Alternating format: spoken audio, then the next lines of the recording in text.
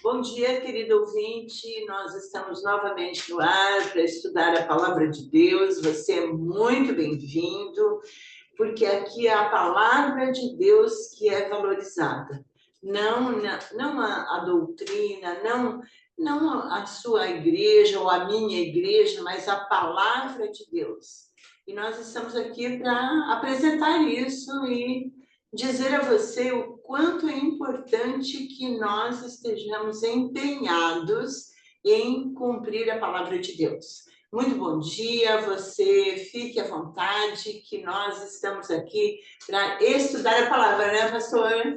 Exatamente. Bom dia a todos, que a graça e a paz do nosso Senhor Jesus Cristo permaneça com todos de um modo muito especial. É sempre um privilégio nós estarmos juntos para meditarmos na palavra de Deus. E, como a irmã Jo já colocou aqui, não se trata da igreja dela, da minha igreja ou da sua igreja, até porque a gente não tem igreja, né, irmã Jo?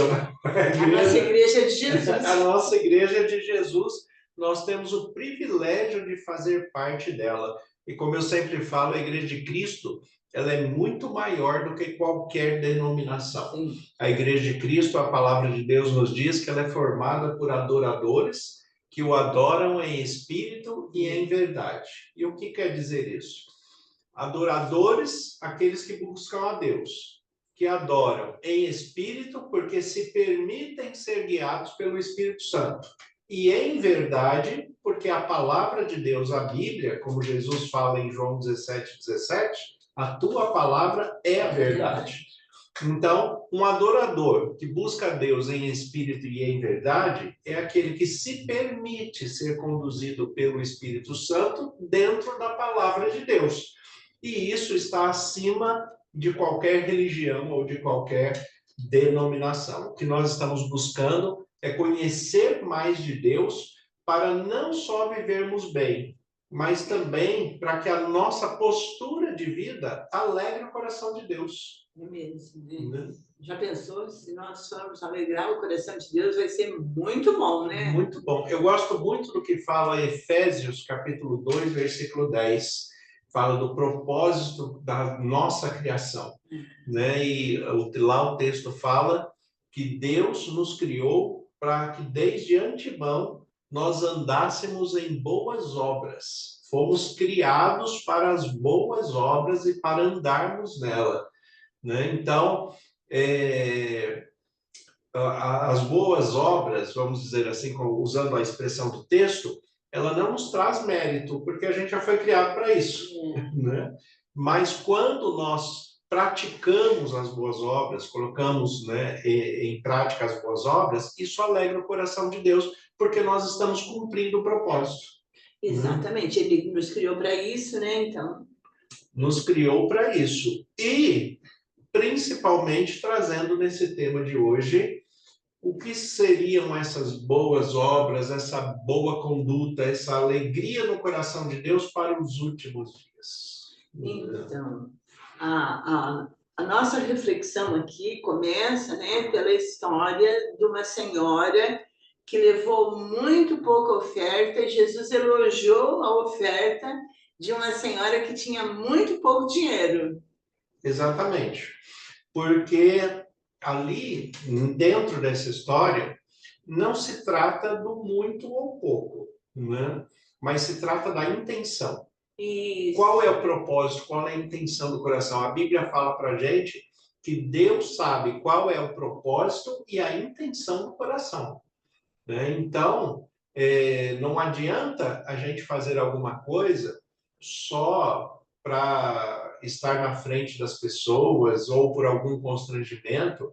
Aliás, a palavra de Deus fala que quando a gente entrega oferta, não pode ser nem por força e nem por constrangimento, né? Porque Deus ama quem dá com alegria. Então, o que está por trás da história dessa senhora que foi levar essas moedas, ali, essas duas moedas, é porque em relação aos outros que estavam dando grandes ofertas, né, grandes valores, Jesus ele sabia a intenção de cada um. E o que essa senhora ela expressa ao entregar essas duas moedas, na verdade, é o tamanho da confiança que ela tem em Deus, né? Porque o próprio Jesus fala, ela entregou 2 moedas, o valor era pequeno, né? Até a irmã fez um cálculo aqui de valor, né? Como é que ficou esse cálculo aí? Então, ela deu 2 moedas que representavam, assim, uma porção, né, do trabalho de um dia. Naquela época, um dia era um denário.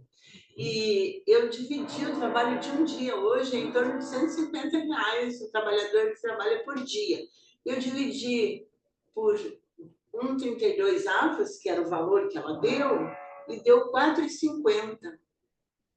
4,50 era o valor da oferta que ela estava entregando. Tinha pessoas ali que estavam dando R$ 1.000 de oferta, ou até acima disso, né? Comparando com os valores de hoje. Para que vocês tenham a referência dessa história na Bíblia, nós estamos falando do texto de Marcos, capítulo 12, do versículo 41 em diante, né? Onde vai ter essa história ali que vocês podem ler. Né? Então, Marcos 12, do versículo 41 em diante, está a história dessa senhora. Agora, o que é 4,50 em relação a R$ 1.000? Né? O problema, a questão é que Jesus observa, e é curioso o que Jesus faz, porque ele não observa sozinho. No texto, ele está conversando com seus discípulos. Né? E por que ele consegue observar? Isso é uma coisa que me chama a atenção. Porque, eu falo, muitas pessoas, muitas igrejas adotou o hábito de passar aquela salva de ofertas. Né? Mas esse não é o modelo bíblico de se entregar a oferta. Eles usavam um depósito lá, uma caixa, que a gente chama de gasofilácio, né? É uma caixa onde se deposita a oferta e cada um levanta espontaneamente e coloca ali. Então, pelo fato da pessoa levantar e levar a sua oferta, quem está no fundo, quem está sentado no fundo, tem uma visão de todo mundo que está entregando ali. Então, Jesus estava sentado ao fundo, né? E os outros estavam levantando para entregar a oferta, e no meio dessas pessoas se levanta uma viúva, que o texto vai falar isso, né? Ela é uma viúva pobre, e ela entrega estas 2 moedas, que hoje seriam o valor de 4,50. Mas o que chama a atenção de Jesus, e Jesus destaca isso no texto, é que Jesus fala assim, ela está entregando muito mais do que os outros, porque os outros estão entregando do que sobra, e ela está entregando tudo o que tem. A questão é, Jesus não quer que você entregue tudo que você tem para a igreja nenhuma, não é isso que a gente está falando. Né? O que o texto está dizendo o que Jesus está chamando a atenção é que ela entregou tudo porque ela confia que Deus vai prover o que é necessário para ela. Então, a confiança em Deus, né? Que é uma coisa que hoje as pessoas estão confiando mais no dinheiro que tem lá no banco, na fama, às vezes, né? No poder. As pessoas... aonde está a nossa confiança? A grande lição é essa. A grande lição é essa. Aonde está a nossa confiança? Porque apesar das dificuldades, dos problemas que nós temos, a nossa confiança tem que estar em Deus. Por isso que a nossa relação financeira, nós sempre gostamos de explicar. Deus não precisa de dinheiro e Deus não quer o seu dinheiro. Quem precisa de dinheiro somos nós, não é Deus. Nós precisamos de dinheiro para sobreviver, nós precisamos de dinheiro para a manutenção da igreja, nós precisamos de dinheiro para a expansão do evangelho. Por exemplo, o programa de rádio que nós gravamos, ele é pago. Né? Tem um valor. Eles têm valor. Né? A nossa igreja, ela tem muito material de evangelismo, publicações que são distribuídas gratuitamente, mas não é porque a distribuição é gratuita que o material foi de graça. Nós pagamos por ele para que outra pessoa, uma outra família, possa receber a palavra de Deus. Então, nós precisamos disso. né? Agora, nós, quando compreendemos o Evangelho, nós entendemos que nós temos o privilégio de contribuir. Isso não é um peso, né? Ao contrário, né? Porque nós fazemos, de fato, com alegria. Por quê? Por que a gente investe esse tempo aqui na rádio para estudar a palavra de Deus junto com vocês? Porque aquilo que nós conhecemos, que nos faz bem, que faz viver a gente, faz com que a gente tenha uma vida tranquila, a gente quer que você tenha também. Né? A gente quer que a graça de Cristo que nos alcançou alcance você e a sua família e todas as pessoas que você ama. Que você conheça mais a Deus e que você viva na mesma paz e tranquilidade que nós vivemos, apesar dos problemas. Temos problemas? Temos. Com certeza. Esse mundo está muito, assim, angustiante, né? Angustiante. E quando a lição fala aqui, o texto fala aqui dos últimos dias, o que o texto está colocando é que nos últimos dias as coisas vão ficando piores, cada vez pior, né? Eu até separei um texto aqui, que não é diretamente aqui da nossa lição, não é o texto de Marcos, mas é um texto do apóstolo Paulo escrevendo para Timóteo. E ele fala a respeito dos últimos dias. E é por isso que eu quero ler esse texto, porque fala muito do que nós vivemos hoje. Observe que o apóstolo Paulo, claro, inspirado pelo Espírito Santo, ele escreveu esse texto há 2000 anos atrás. Né? E olha a atualidade desse texto. O texto fala assim, 1 Timóteo, capítulo 4, o texto fala assim, ora, o Espírito expressamente diz que nos últimos dias alguns apostatarão da fé. O que é apostatar da fé? Deixar de acreditar. Deixar de acreditar. Então, nos últimos dias, muitos vão deixar de acreditar. Vocês não estão vendo acontecer isso? As pessoas deixando de acreditar em Deus, o número de ateus crescendo cada vez mais, o número de agnóstico, a diferença do ateu e do agnóstico é assim, o ateu não acredita em Deus. O agnóstico, ele levanta uma possibilidade, talvez exista. É aquela coisa que a gente fala assim, talvez o extraterrestre exista, mas eu só acredito quando eu ver. Né? Então, o agnóstico é isso. Ele não descarta totalmente, ele mantém a possibilidade, mas é um talvez. Né? E ele não vai viver, não vai pautar a vida dele em cima de uma possibilidade. Né? Então, a grande questão que ele coloca aqui, ele coloca, ora, o Espírito expressamente diz que nos últimos dias alguns apostatarão da fé, vão deixar de acreditar. Mas o problema é só deixar de acreditar? Não. Olha o que o texto continua falando aqui. Eles deixam de acreditar por obedecerem a espíritos enganadores e ensinos de demônios. Nossa, então eles estavam acreditando. Eles estavam indo no caminho certo, estavam acreditando naquilo que é certo, e de repente apareceu alguém ensinando algo contrário e eles acreditaram. Né? Acreditaram em espíritos enganadores, né? E espírito de demônios. O que é um demônio? O demônio é aquele que se rebela contra Deus. E muitas pessoas, até que se dizem ateus, na verdade não são ateus. Eles são antiteístas. Antiteísta é aquele que é contra Deus. Né? Porque se ele fosse ateu, ele não ia perder tempo de ficar falando uma coisa que ele não acredita. Mas ele não faz isso. Ele combate.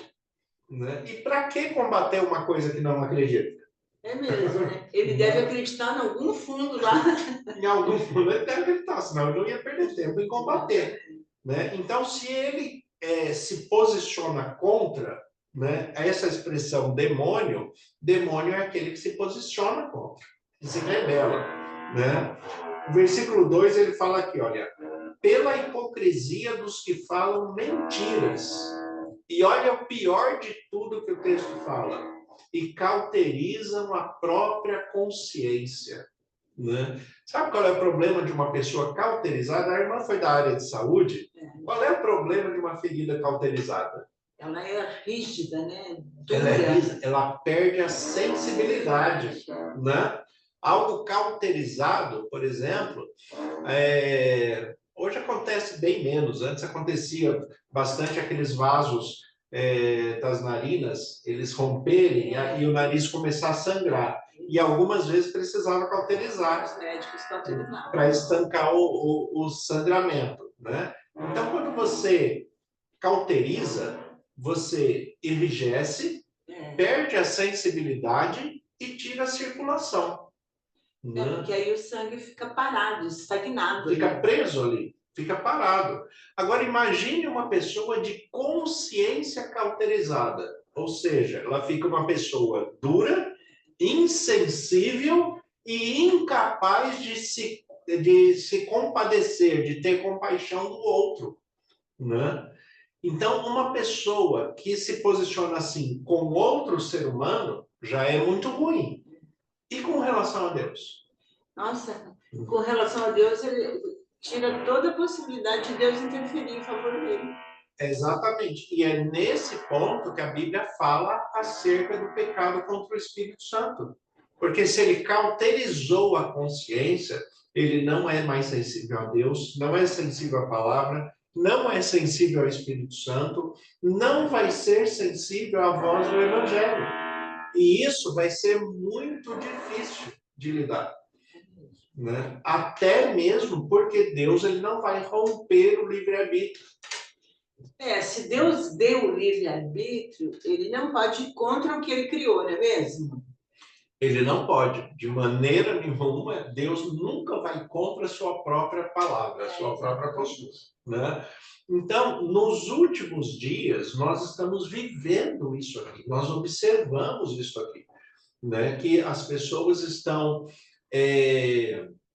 se sentindo livres, mas estão obedecendo a ensinos que enganam e enganos que levam para o mal. E nós vemos o prejuízo disso na família, que estão se esfacelando, né? A família, a sociedade e o próprio indivíduo. As pessoas estão perdidas, as pessoas estão angustiadas, estão ansiosas, estão cheias de problemas emocionais e psicossomáticos. Né? Por quê? Porque estão perdendo os referenciais. E o referencial maior é Deus para nós, né? Porque quando Deus fez a grama, por exemplo, ele tirou da terra, né? Sim. E quando a terra não tem grama, continua grama, né? Continua a terra, né? Continua a terra. O peixe, se ele sair da água, ele morre, mas a água continua água. Sim. E qual é a essência do ser humano, né? A origem de Deus? Então, façamos conforme a nossa imagem e semelhança. Foi isso que Deus disse. Então, a nossa essência vital está em Deus. Se a gente se afasta, a gente fica igual o peixe fora d'água. Se bate um pouco, não vai morrer na hora, né? Se bate um pouco, mas se não voltar para a água, morre. Né? E é a mesma coisa, gente. A gente afastado de Deus, a gente se bate, se machuca, né? Mas se não voltar para Deus, vai acabar morrendo. Então, veja bem, às vezes a gente tem alguém que conhece, a gente mesmo, a família, Deus está dando a oportunidade de voltar, né? Uhum. É a oportunidade de voltar. E nós estamos vivendo um tempo que a gente não sabe quanto mais vai ficar nesse mundo, não é mesmo? Tá? Deus sempre nos dá a oportunidade de voltar. Né? Agora, para isso, Jesus ele fala uma coisa muito interessante. Ele fala, aquele que quer vir após mim, primeiro passo, negue-se a si mesmo. E sabe um exemplo, assim, uma analogia? Deus é muito didático. E na didática de Deus, ele vai montando analogias para que a gente entenda melhor. Agora, aquele que tem o coração aberto, ele vai entender. O que não tem, ele acha mais difícil ainda e não entende nada, né? Porque perdeu a sensibilidade, mente cauterizada. Mas uma das maiores analogias que Deus fez com relação ao nosso resgate é a destruição do Templo de Jerusalém. Quando ele fala que não vai ficar pedra sobre pedra, né? Por que que isso vira uma analogia desta citação de Jesus quando ele fala: aquele que quer vir após mim, negue-se a si mesmo? Porque o templo físico, ali, o templo de Jerusalém, ele não existe mais, né?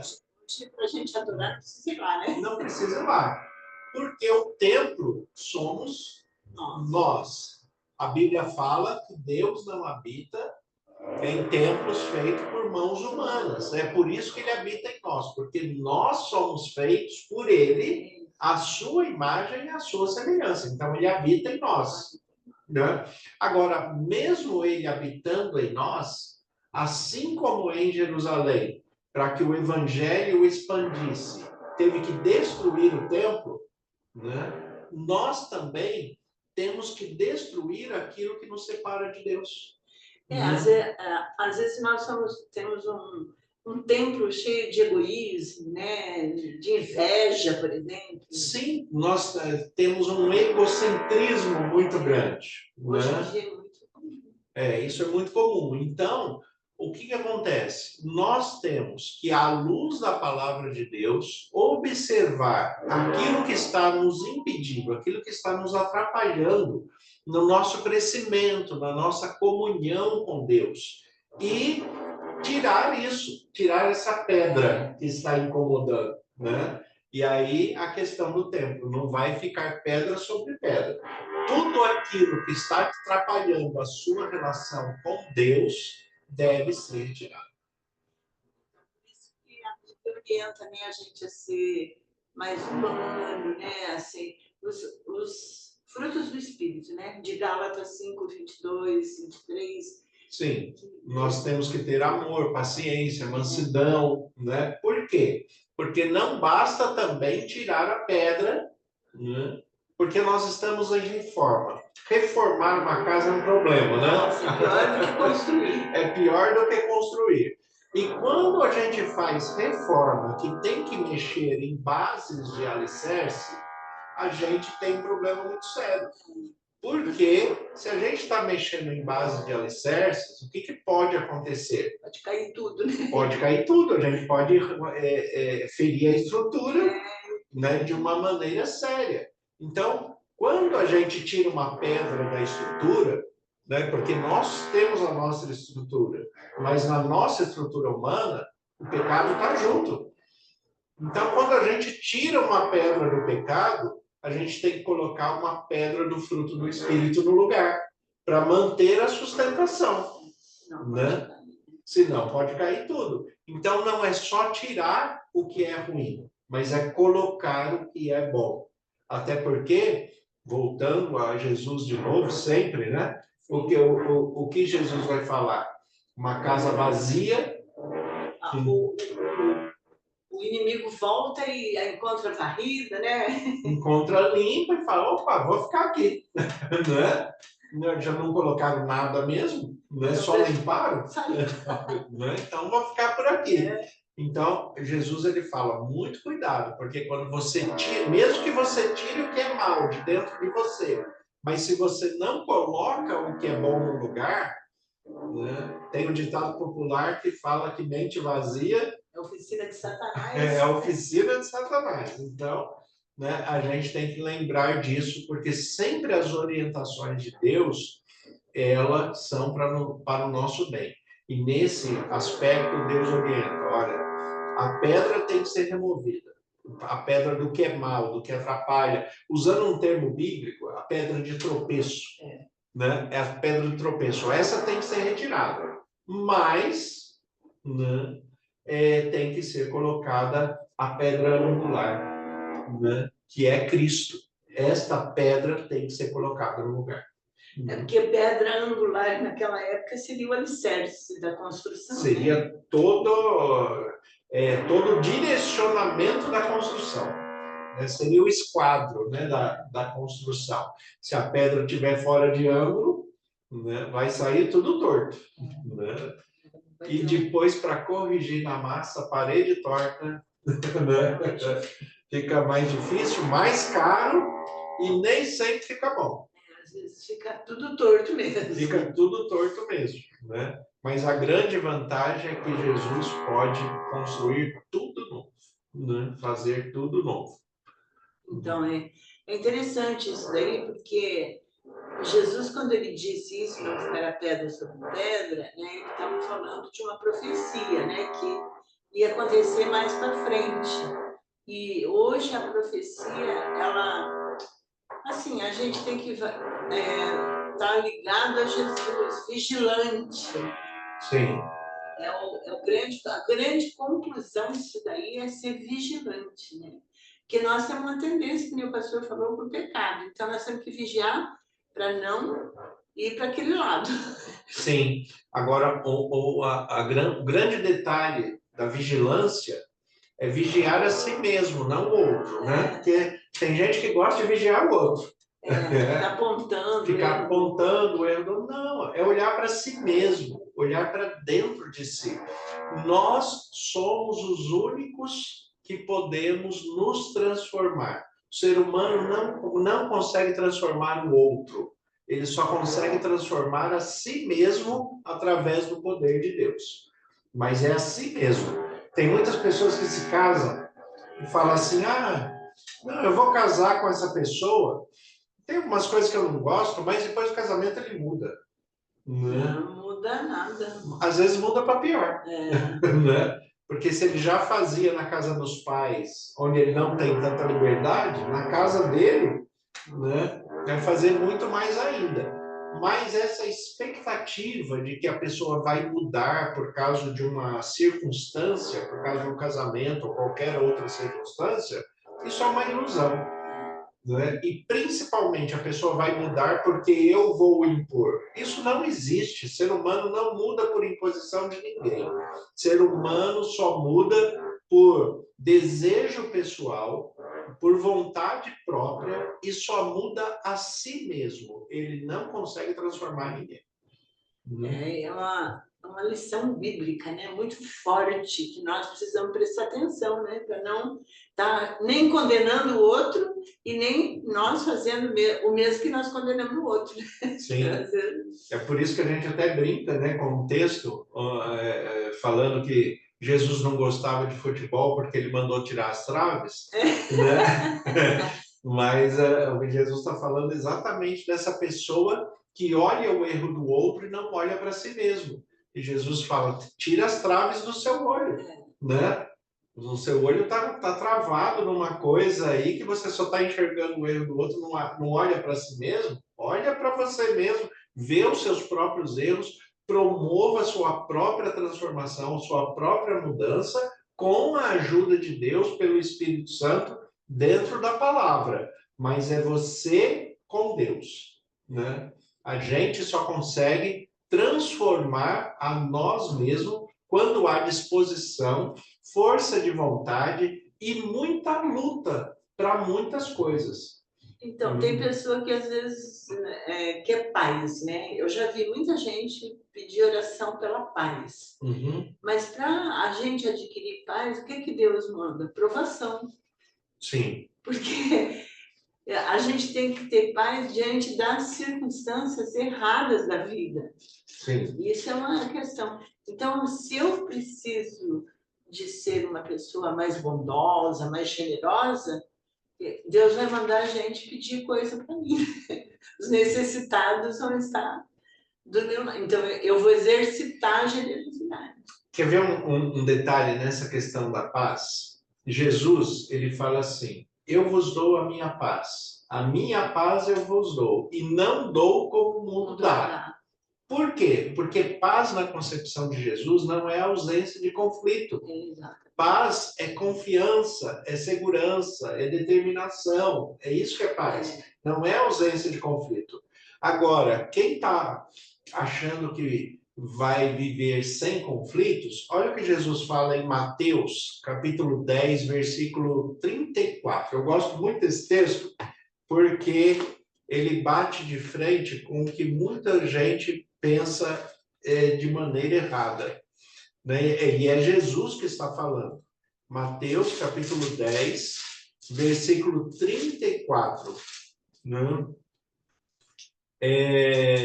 34 até o 36. Né? Lê aí para a gente, Major. Não penseis que vim trazer paz à terra. Não vim trazer paz, mas espada. Pois vim causar divisão entre o homem e seu pai, entre a filha e sua mãe, entre a nora e sua sogra. Assim, os inimigos do homem serão os da sua própria casa. Isso. Aí. Por que Jesus está falando isso? Olha, cuidado, eu não vim trazer essa paz que vocês estão pensando, não. Né? Eu não vim trazer paz à terra, eu vim trazer espada. O que é espada? É aquilo que corta, aquilo que divide. Por quê? O que ele coloca aqui, eu vim trazer divisão entre o homem e seu pai, entre a filha e sua mãe. Ué, mas que estranho, porque o mandamento não é honrar pai e mãe? Honrar desde que a orientação do pai e da mãe não esteja ofendendo a Deus. Porque se a orientação do pai e da mãe estiver ofendendo a Deus, Deus vem com a sua palavra e promove uma divisão. Né? Então, muitas vezes na vida, nós vamos ter conflitos por adotar a palavra de Deus como verdade.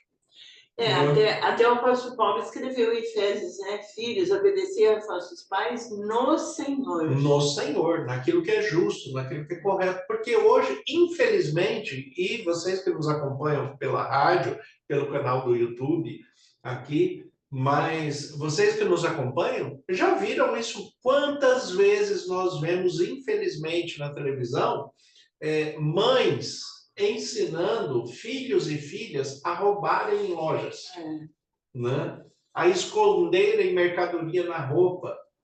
Né? Então, isso daí é contrário à palavra de Deus. Né? Sim, né? Ensinando maldades, ensinando vícios, ensinando pornografia, prostituição. Né?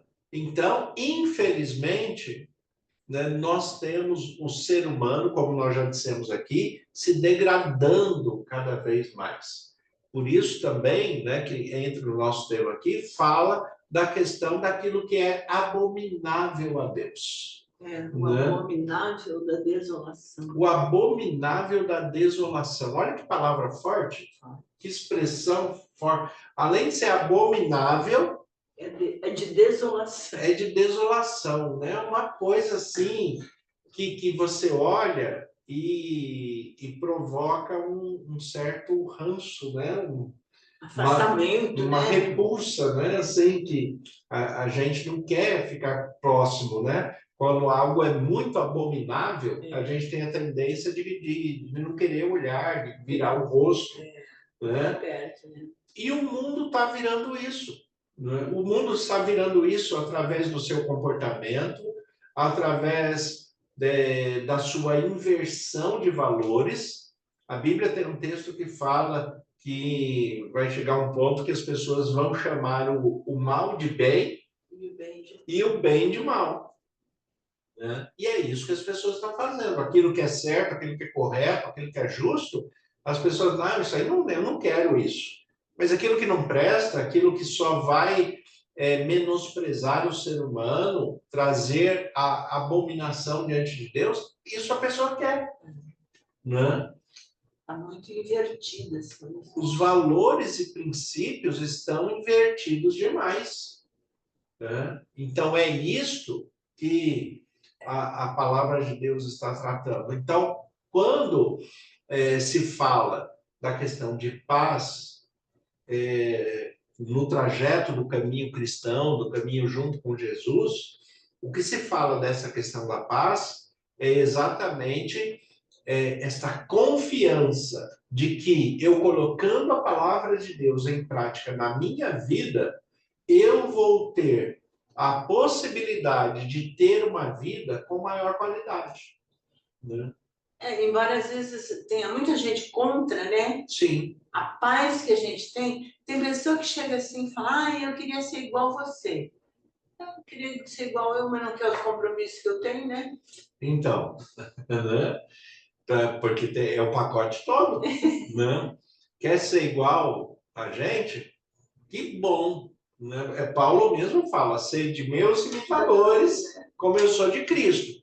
Mas tem que ler a Bíblia, tem que orar, tem que buscar a Deus, tem que aceitar o senhorio de Jesus, né? Tem que obedecer, tem que negar a si mesmo em muitas coisas, né?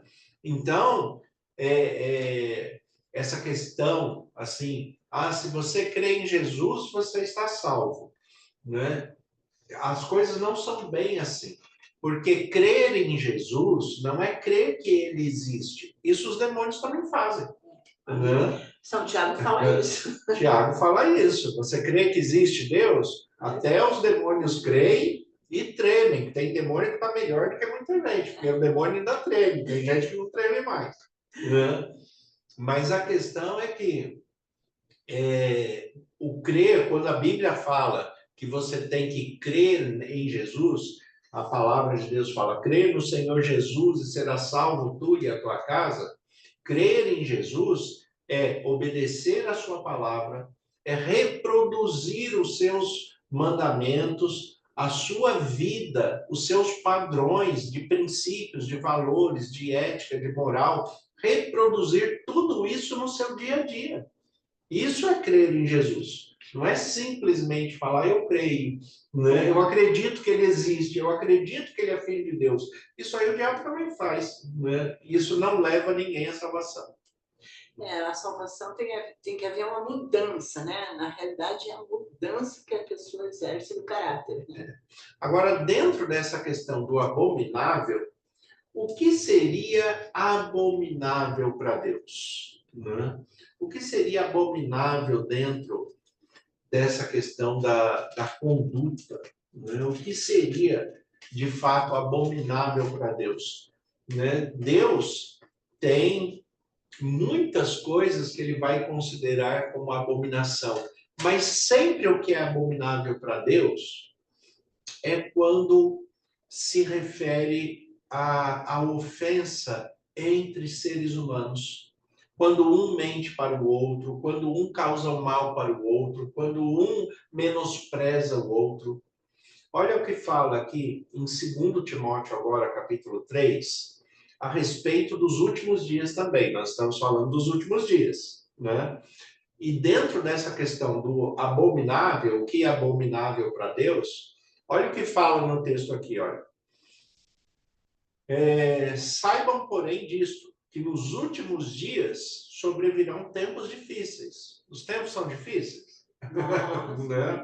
Nos últimos dias vem tempos difíceis. Os homens se tornarão, olha aqui a lista do que é abominação para Deus: egoístas, avarentos, arrogantes, blasfemadores, desobedientes, ingratos aos pais, irreverentes, desafeiçoados, caluniadores, sem domínio de si, cruéis, inimigos do bem, traidores, atrevidos, mais amigos dos prazeres do que amigos de Deus, e alguns tendo forma de piedade, mas negando a fé.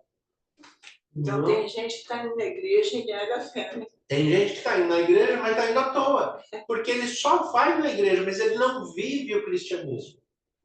Né? Só fica bem lá dentro, né? Só fica bem lá dentro. Quando ele usa a igreja como se o culto ou a missa fosse um processo de expurgar o pecado, né? Como se lá fora ele pode fazer o que ele quiser, que daí lá dentro ele entra na igreja, ele se ajoelha, ora para Deus, fala, Deus me perdoa. É perdoado e sai limpo. Né? Daí, ao invés dele mudar de vida, ele faz tudo de novo. Não é isso que é cristianismo. Né? Agora, esta questão do que é abominável para Deus, pode observar nessa lista aqui de 2 Timóteo capítulo 3, que sempre tem a ver com as relações humanas. Né? Uma pessoa aqui que ele fala egoísta. Eu sou egoísta por quê? Porque eu quero tudo só para mim, né? Eu não me importo com o outro. Isso é o egoísta. Um avarento. Um avarento. Também Tudo só para ele. Só para ele. Né? E às vezes nem para ele. Ele é tão avarento que nem para ele não faz. Né? Ele se prejudica. Eu já conheci pessoas, irmã Jô, que para guardar dinheiro estão doentes, mas não buscam tratamento médico. Isso é avareza, né? Avareza, porque ele quer o dinheiro. Mas para que serve o dinheiro? O dinheiro serve para ajudar a gente, né? Para resolver o nosso problema. Para resolver o problema. Não é só para ter. Né? Blasfemadores. Aquele que blasfema, ele blasfema contra Deus, né? Desobedientes aos pais, contra a pessoa. Ingratos, contra a pessoa. Irreverente, contra a pessoa. Caluniadores, contra a pessoa. Então, o que é abominável para Deus, em geral, é o que o ser humano faz de mal um para o outro. O caluniador aí, no caso, entra até os fofoqueiros, né? Que é muito comum hoje em dia, né? Isso. E o povo gosta de uma fofoca que é uma coisa de louco, né? Porque até esses dias eu ouvi alguém falando um ditado, inventou um ditado novo, né? Que mostra muito bem essa realidade, né? Ele falou assim: o ser humano gosta de fofoca, porque fofoca a gente fala dos outros. Se for para falar da gente mesmo, a gente faz terapia. Mudou o nome, né? Só mudou o nome. Só mudou o nome. Para falar da gente mesmo, a gente faz terapia. Agora a gente se encontra para falar fofoca, quer falar dos outros, né? O melhor é não falar nem de você para os outros, porque isso hoje não é bom também, se expõe demais, né? E nem falar dos outros. O melhor é falar de Deus, né? Fale de Deus. Vamos fazer uma conclusão, né? Dizendo assim, quando você tiver que falar, fala do que Deus te ajudou. Quais são os testemunhos que você tem para dar do amor de Deus, né? Sim, até porque o nosso pensamento de hoje, ele vai terminar aqui, a vinda de Jesus Cristo. E a grande questão é, quando Jesus voltar, como é que ele vai encontrar você? Não? Reverente, né? Diferente do que está aí. E a volta de Jesus pode vir de repente. Eu fiz uma publicação essa semana no meu Facebook e eu coloquei uma figura de uma pessoa chegando no céu, encontrando com Deus na porta, né? Chegando no céu, fantasiado de diabo. Ele está com uma fantasia de diabo. Né? Daí ele chega no céu, Deus cruza os braços e fica bravo, né? Com aquela expressão de bravo. E daí ele fala assim: desculpa, que eu estava numa festa fantasia. Né? E eu achei interessante essa figura e coloquei como reflexão. Por quê? Porque ninguém sabe a hora que vai encontrar com Deus. A gente pode morrer de repente. De repente, então, estar preparado a todo momento é uma necessidade humana.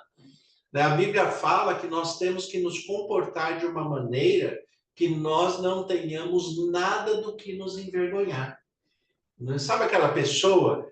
Eu já conheci pessoas assim, que não contrata nem faxineira porque ele tem coisa em casa que é tão imoral que se outra pessoa ver vai se escandalizar. Né? Então precisa ficar escondendo o celular para ninguém ver o que ele tem, quais são as fotos, o site que ele entra.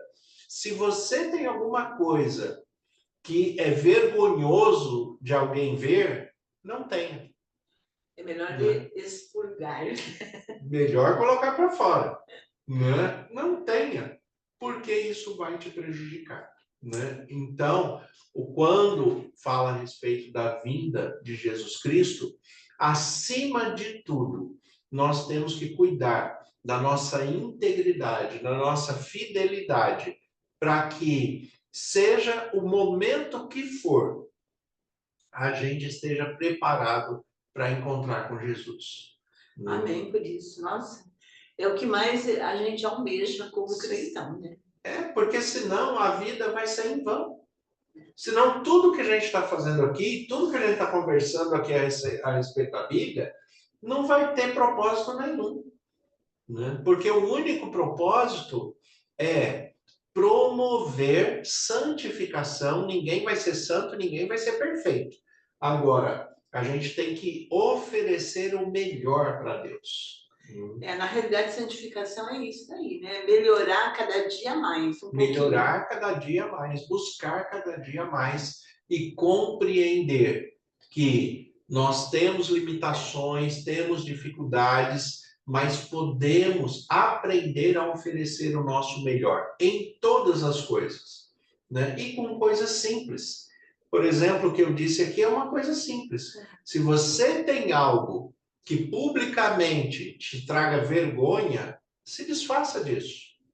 Não tenha, né? É a melhor coisa, né? Porque ninguém pode ver mesmo, né? Então se desfaça. E o que é pior, isso que é vergonhoso prejudica a sua comunhão com Deus. Então não tenha, é melhor não ter. Esteja preparado para encontrar com Jesus, porque a grande verdade é que todos os dias, quando você desperta do sono, quando você abre os olhos, a primeira pessoa que você encontra é Jesus, que estava cuidando de você enquanto você dormia. É mesmo, né? Que a Bíblia diz que ele não dormita, né? Exatamente. Lá no Salmo 121 fala isso. Né? Jesus. Então, que bom que nós podemos concluir, né, essa reflexão do amor de Deus, pensando em que Jesus vai voltar e tem que nos encontrar em comunhão com Ele. Sim, esse é o nosso propósito, o nosso desejo, e o desejo que não seja só nós, que sejam todos. Né? É por isso que nós estamos aqui, né? A Bíblia fala que a vontade de Deus é que todos cheguem à salvação. Vamos orar? Vamos. O pastor pode orar conosco? Sim, vamos orar. Senhor, nosso Deus e Pai, nós te agradecemos pela tua palavra que é viva e eficaz. Te agradecemos pelas bênçãos e cuidados. Te agradecemos pelo privilégio de conhecê-lo e saber que o Senhor tem cuidado de nós. Amém. Como ministro do Evangelho, em nome de Jesus, eu coloco em tuas mãos cada irmão e irmã que está nos acompanhando, cada família por eles representado. O Senhor conhece as suas necessidades e eu peço a Ti, em nome de Jesus, que o Senhor esteja inclinando os seus ouvidos às orações, à busca que eles têm com relação ao Senhor. Amém. Que o Senhor conceda da Tua paz, conceda a restauração de saúde daqueles que precisam, conceda a paz que excede todo o entendimento para aqueles que estão passando por momentos de adversidades. Mas que, acima de tudo, o Senhor se faça presente e que todos estejam sensíveis à Tua voz. Amém. Nós te agradecemos pelas bênçãos e cuidados. Pedimos uma semana abençoada no Teu poder e oramos em nome de Jesus. Amém. Amém. Deus abençoe a todos. Tenham uma excelente semana em nome de Jesus. Amém.